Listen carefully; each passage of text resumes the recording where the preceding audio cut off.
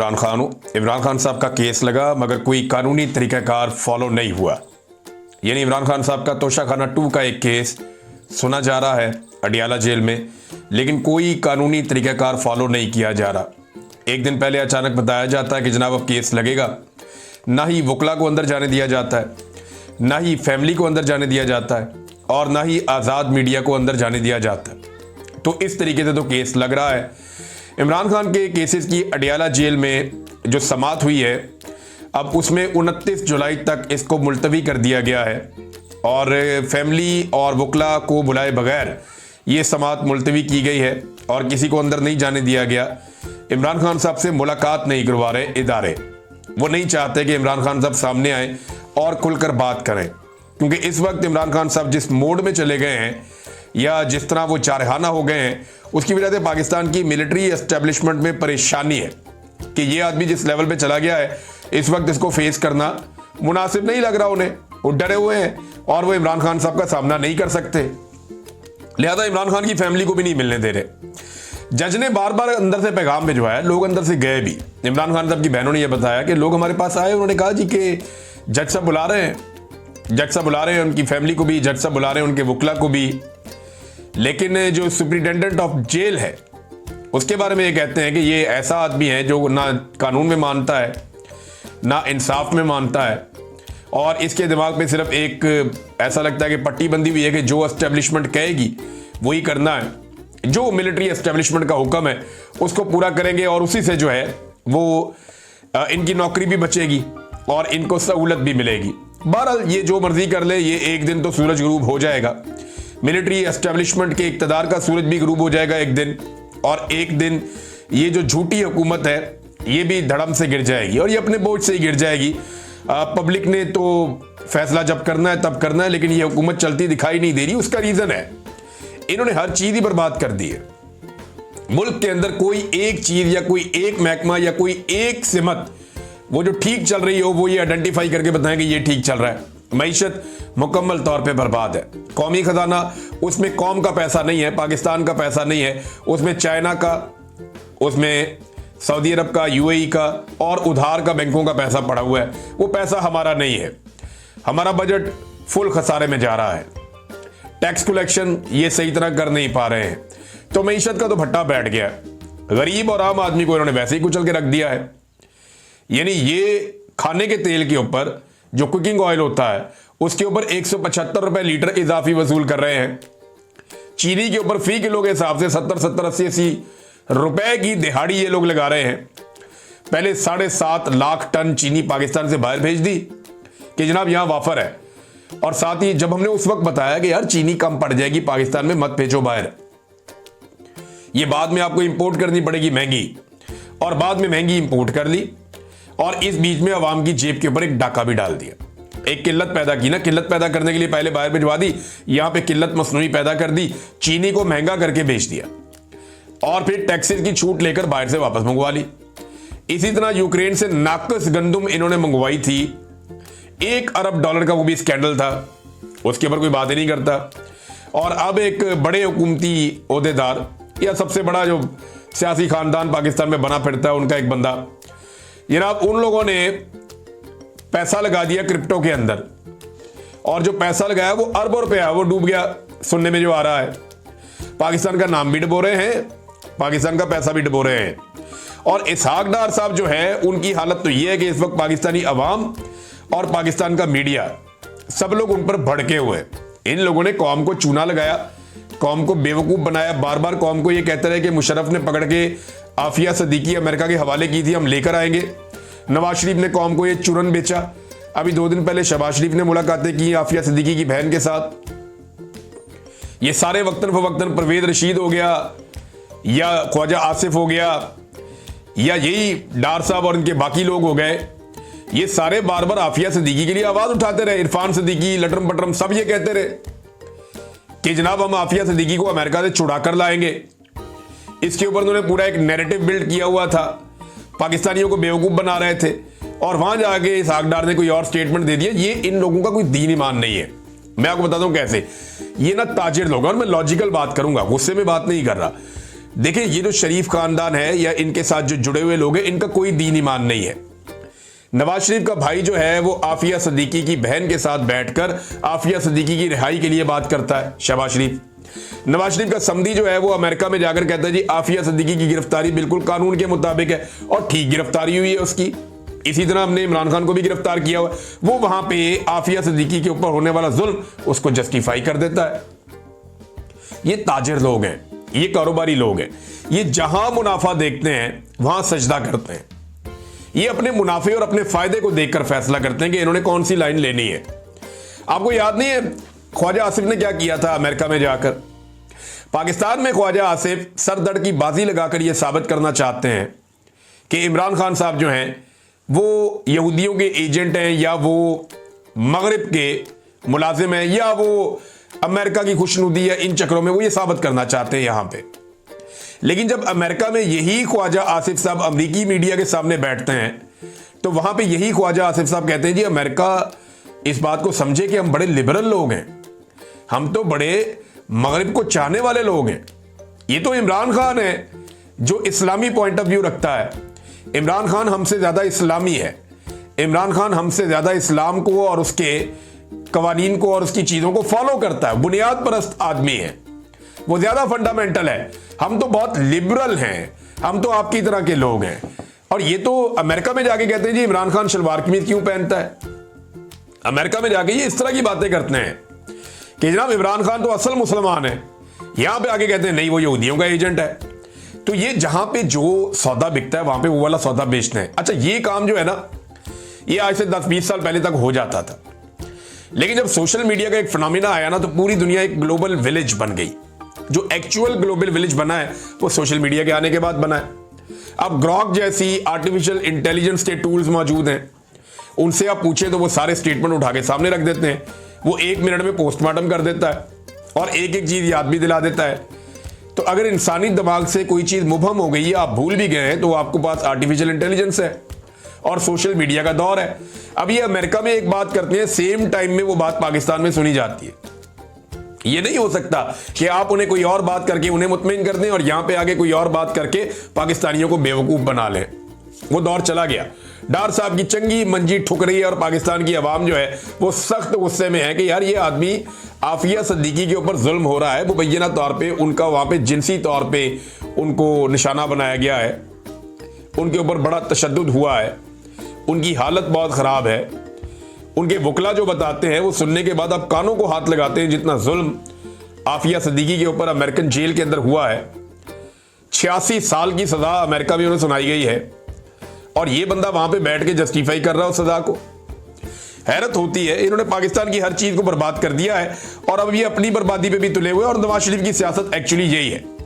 America में किया क्या देखें, एक तो मादनियात है ना पाकिस्तान की, इसको आप समझे कि ये फैसला हो गया है कि पाकिस्तान की मादनियात और कीमती मिनरल्स जो रेयर अर्थ मिनरल्स हैं ये अब अमेरिका के हवाले करने का फैसला हो गया है।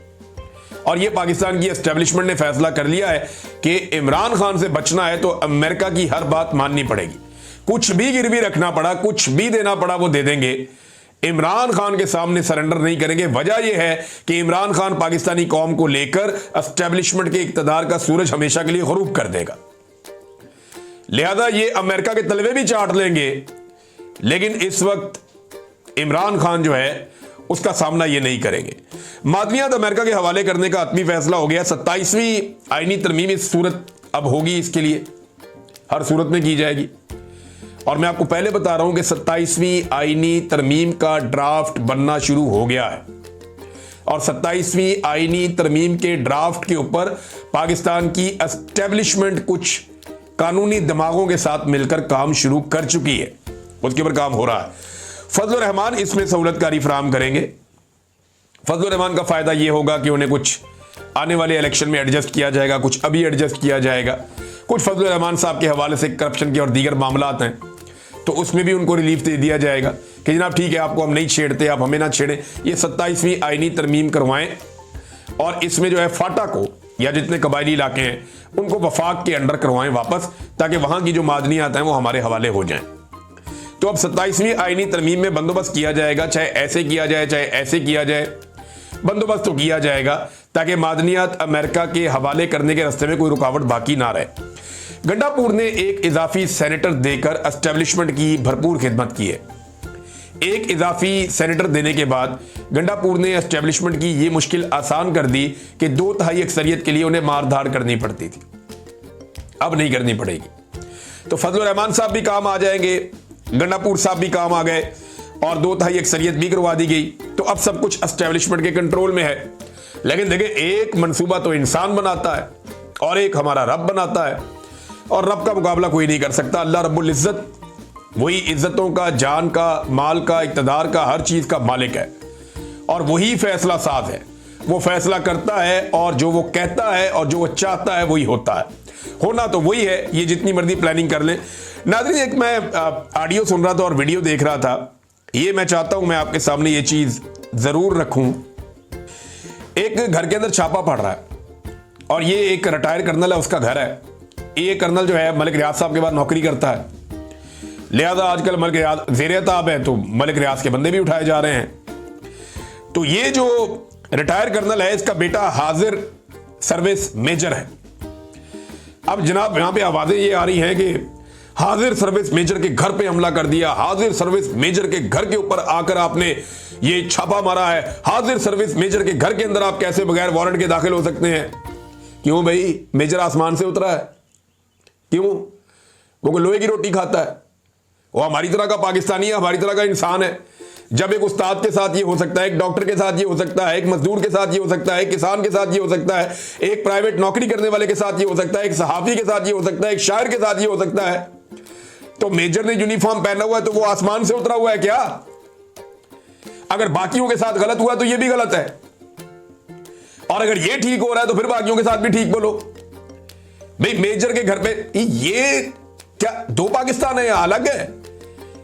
कि जो मिलिट्री के लोग हैं उनका पाकिस्तान अलग है और जो सिविलियन कीड़े मकोड़े हैं उनका पाकिस्तान अलग है। अभी थोड़े दिन पहले कराची से एक ऑडियो आई हुई थी, वो एक प्रोफेसर साहब है, उन्होंने बताया भी, उन्होंने फौजी अफसर का जो मुलाजिम था उसको बताया भी कि यार मैं प्रोफेसर हूं, पढ़ाता हूं बच्चों को इतने साल से। उसके मुंह पे थप्पड़ मारा प्रोफेसर के, तो उसकी इज्जत नहीं थी।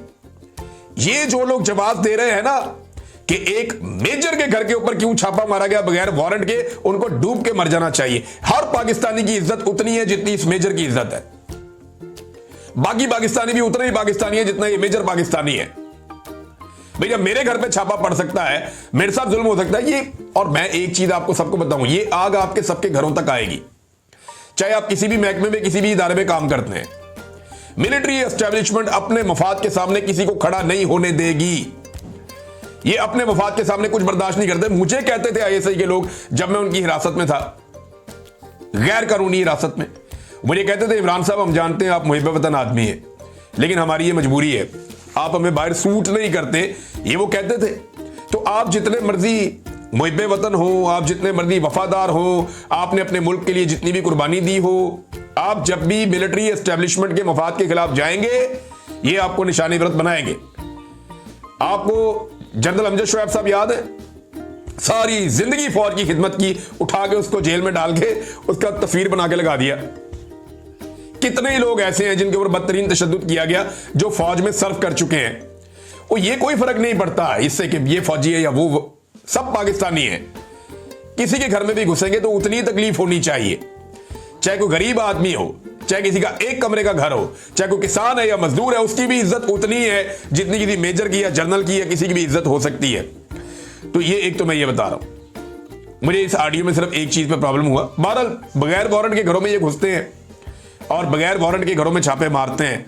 जो इन्हें हुक्म दिया जाता है उसके बाद ये वही काम करते हैं जो इन्हें हुक्म मिलता है।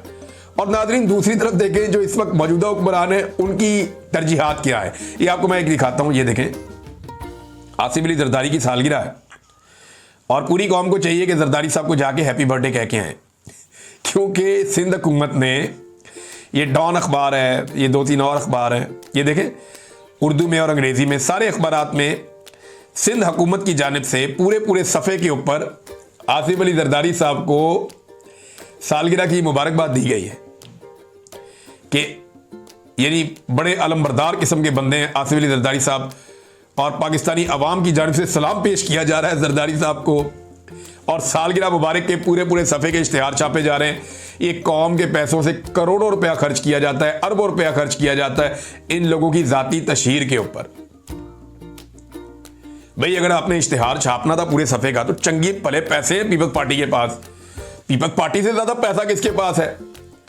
मौजे ही मौजे हैं इनकी, तो बेशुमार पैसा है इनके पास। तो भाई पीपल्स पार्टी वालों को चाहिए था अपनी जेब से इश्तिहार छपवा देते, लेकिन सिंध हुकूमत की जानिब से इश्तिहार छपवाएंगे। अवाम के पैसे से आसिफ अली जरदारी को सालगिरह की मुबारकबाद दी जा रही है। अभी आप ट्विटर पे एक पोल करवा लेना कि क्या आप आसिफ अली जरदारी को सालगिरह की मुबारकबाद देना चाहते हैं, तो लोग आपको बता देंगे वो भी सालगिरह तो बच्चों की होती है। आप इतने बड़े आदमी को, वो बूढ़ा आदमी है, अपनी जिंदगी का आखिरी टाइम गुजार रहा है, उसको आप सालगिरह की मुबारकबादें दे रहे हैं, और वो भी अवाम के पैसों से आप दे रहे हैं। अवाम के पैसों से जरदारी साहब की, कायदे आजम की सालगिरह पे तो मुबारकबाद नहीं देते आप, जो बाबा कौम है। अल्लामा इकबाल की सालगिरह पे भी मुबारकबाद ऐसी इतने बड़े बड़े पूरे पूरे सफे के इश्तिहारात देना आप, जो शायर मशरिक है। जरदारी साहब की सालगिरह पे सिंध के अवाम के पैसे से मुबारकबाद दी जा रही है, अंदाजा करें आप। और इस पे जो है वो एक प्रोग्राम भी रखा गया, अंग्रेजी रॉक म्यूजिक सुनाकर जो है वो अपने कारकुनों को महसूस करने की कोशिश कर रहे थे। ये हालात हैं इनके। और नाज़रीन, अनीस सत्ती, आपको ये नाम याद होगा, अनीस सत्ती का। ये शख्स 8 माह पहले ये नौजवान शहीद हो गया था और इसे गोली मारी गई थी डी चौक में। मुझे अच्छी तरह इसके वालिद की आंखें याद हैं, यानी वो आप, मैं जब भी कभी तस्वीर देखता हूं मुझे बड़ी तकलीफ होती है वो आंखों की तस्वीर देखकर, कि उसकी आंखों में इतना दर्द और इतनी तकलीफ थी। जो सत्ती साहब इनके वालिद हैं, अनीस सत्ती के, मुझे बड़ी तकलीफ होती है वो तस्वीर देखकर। आज वो बंदा जो उसको वहां शहीद किया गया था सिक्योरिटी फोर्सेस की जानिब से गोली मारकर, पता चला जी उसके खिलाफ मुकदमा दर्ज कर दिया गया कि इसने वॉल चॉकिंग की है। कैसा घटिया और बेहुदा निजाम है पाकिस्तान में कि इन्हें इस बात की समझ नहीं है कि ये पहले इंसानों को कत्ल करते हैं, फिर उनकी लाशों की तजलील करते हैं। ये नाज़रीन पाकिस्तान में हो रहा है। और अदालतें इंसाफ कहां दे रही हैं? जरा अदालतों का इंसाफ भी आप चेक कर लीजिए कि ये नईम हैदर पंजूता साहब ने एक इंफॉर्मेशन शेयर की है, बड़ी इंटरेस्टिंग है, कि आज रात के 2 बजे तक फैसलाबाद में 9 मई का ट्रायल चलता रहा। जज साहब को कहा गया कि जल्दी ट्रायल खत्म करके अपोजिशन लीडरान शिबली फराज, उमर अयूब, हामिद रजा और दीगर को सजा दें, ताकि उनको गिरफ्तार करके वहां इलेक्शन करवा के अपनी सीटें बढ़ाई जाएं। जज साहब, काश आप कोई ऐसी हदायत असल दहशतगर्दों के मुकदमों में भी ले लेते और उस पर अमल करते। गरीब के लिए भी रात तक समाअत होती, असल चोरों, डाकुओं, मुल्क के लुटेरों के लिए भी इस वक्त तक अदालत चलती। कानून तो खत्म था लेकिन इखलाकियात भी खत्म है। ये नईम हैदर पंजूता साहब ने इंकशाफ किया कि जनाब आधी आधी रात अदालत लगी हुई हैं और आधी आधी रात को जो है वो फैसले सुनाए जा रहे हैं, आधी आधी रात को जो है वो ट्रायल चलाए जा रहे हैं। और ये हो क्यों रहा है? क्योंकि पाकिस्तान की मिलिट्री एस्टेब्लिशमेंट ये चाहती है कि जिस पॉलिटिकल पार्टी को वो पिछले 2-3 साल में पूरी तरह नहीं कुचल सके, उसको अब अदालतों के जरिए से बलडोज किया जाए और अदालतों के जरिए से कुचला जाए। ताकत से इन्होंने कुचलने की कोशिश की, इनसे नहीं हुआ। सियासी इन्होंने खेल खेला, इनसे नहीं हुआ। ब्यूरोक्रेसी से, बेशुमार चीजों से, मीडिया से कुचलने की कोशिश की, नहीं हुआ। सोशल मीडिया और मीडिया पे बहुत पैसा खर्च किया, इनसे नहीं हुआ। अब ये अदालतों के जरिए से पूरी तरह कुचलने की कोशिश कर रहे हैं, तो करके देख लें। अगर ये फॉर्मूला भी आपका नाकाम हो गया ना, तो अवाम के पास सिर्फ एक ही फॉर्मूला है। जिस दिन अवाम ने डंडा उठाया या जिस दिन अवाम सड़कों पे आ गई, तो इनको छुपने के लिए जगह भी नहीं मिलेगी, इनको चिल्लाने के लिए जगह भी नहीं मिलेगी, इनको अपने दर्द और दुख सुनाने के लिए भी जगह नहीं मिलेगी। अवाम इनका किबला चंद घंटों में दुरुस्त कर देगी, इनकी तबीयत साफ कर देगी अवाम, जिस दिन पाकिस्तान की अवाम खड़ी होगी। क्योंकि पाकिस्तान की अवाम ने एक दिन आएगा कि इन माफियात को लगाम डालनी है। आज डाल दें, 10 साल के बाद डाल दें, जब दिल करे तब डाल दें, लेकिन ये होना है। और ये लिखी बड़ी बात है, इसको आप महफूज करके रख लें कि एक दिन आएगा कि पाकिस्तान की मिलिट्री एस्टेब्लिशमेंट सियासत से तौबा करेगी और सिर्फ अपने आईनी हद तक महदूद हो जाएगी। ये होगा एक दिन, और ये पाकिस्तानी अवाम ही करेगी। और किसी का करने का इरादा एज सच नहीं है। नाज़रीन, अब तक के लिए इतना ही। अपना ख्याल रखिएगा, अपने इस चैनल का भी। अल्लाह हाफिज।